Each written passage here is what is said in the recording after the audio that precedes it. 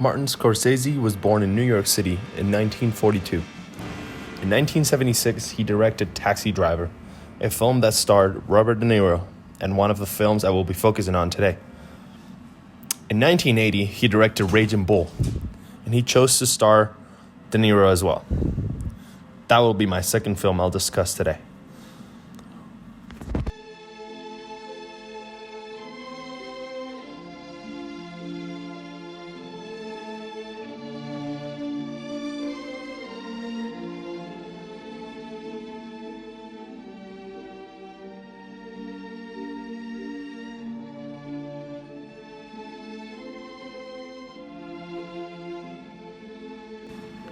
One of Scorsese's biggest trademarks is his use of slow motion.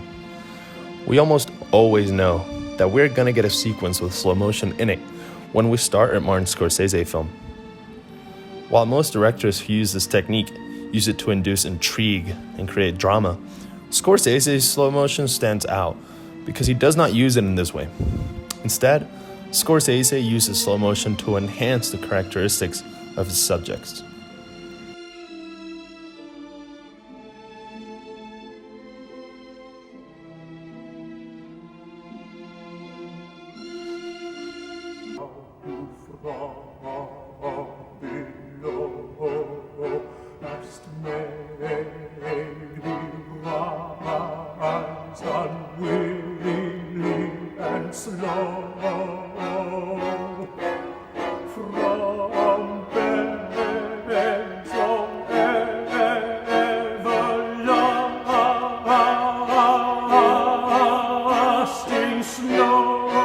The Quaalude, or lude as it is commonly referred to, was first synthesized in 1951 by an Indian doctor, that's dots not feathers, as a sedative, and was prescribed to stressed-out housewives with sleep disorders.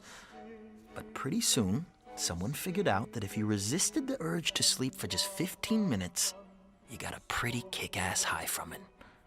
Didn't take long for people to start abusing ludes, of course, and in 1982, the U.S. government Schedule I them, along with the rest of the world, which meant there was only a finite amount of these things left. No shit, you can't even buy them anymore. You people are all shit out of luck. 12 hours of work and I still can't sleep. Damn. Days go on and on. And they don't end. All my life needed was a sense of someplace to go. I don't believe that one should devote his life to morbid self-attention. I believe that someone should become a person like other people. I first saw her at Palatine Campaign headquarters at 63rd and Broadway. She was wearing a white dress. She appeared like an angel out of this filthy mess. She is alone. They cannot touch her.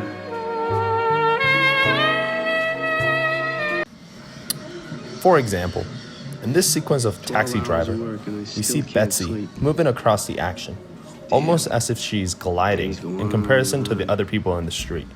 We're not embellishing her persona with the use of slow motion. Instead, we are underlining the fact that Travis has such an admiration for her that she's standing out from the other people in the frame. It seems as though she's being followed or watched by Travis himself. And with the use of slow motion, we get the idea that she is very important already in Travis's life. Out of this filthy mess. She is alone. They cannot touch her.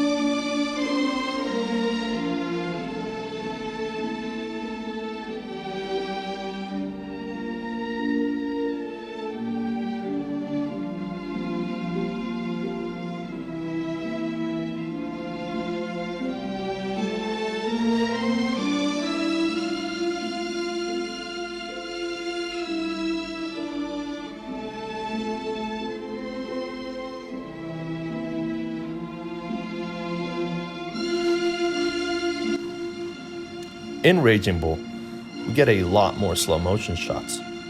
This is due to one main reason, and that is the fact that it is a film about a boxer. And sports films are prone to have slow motion sequences in them, so we can see the action better. Except this isn't actually true. Raging Bull isn't about boxing. It is about a downfall of a misogynistic boxer who loses his wife and everything he ever fought for because of his violent demeanor.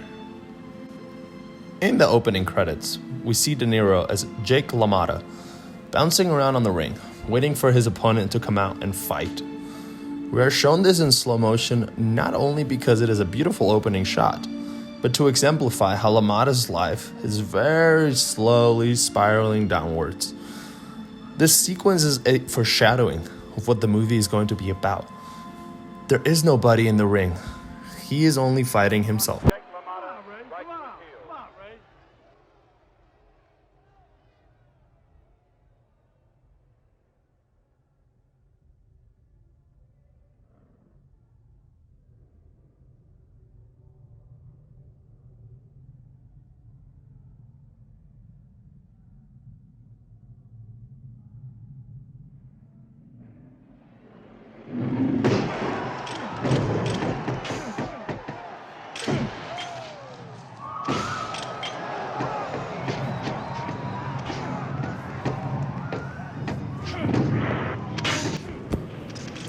In this sequence, we see some of the most brutal images of the film. Two men viciously punching each other as we see the sweat and blood slowly flying off their bodies and heads. Sure, it is an oddly beautiful sequence, but the reason why Scorsese uses slow motion here isn't to create beauty. Instead, he's showing the audience how intensely these fighters are going at it. Without the slow motion, it would not have the same effect. And as an audience, we should be thinking of this sequence as just another boxing sequence.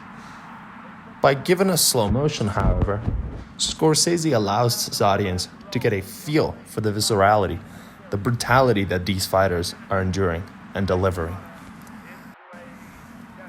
In conclusion, Scorsese's use of slow motion is a technique that he develops and continues to use in his most recent movies. Unlike other directors, he uses this technique to emphasize and bring out qualities of their subjects.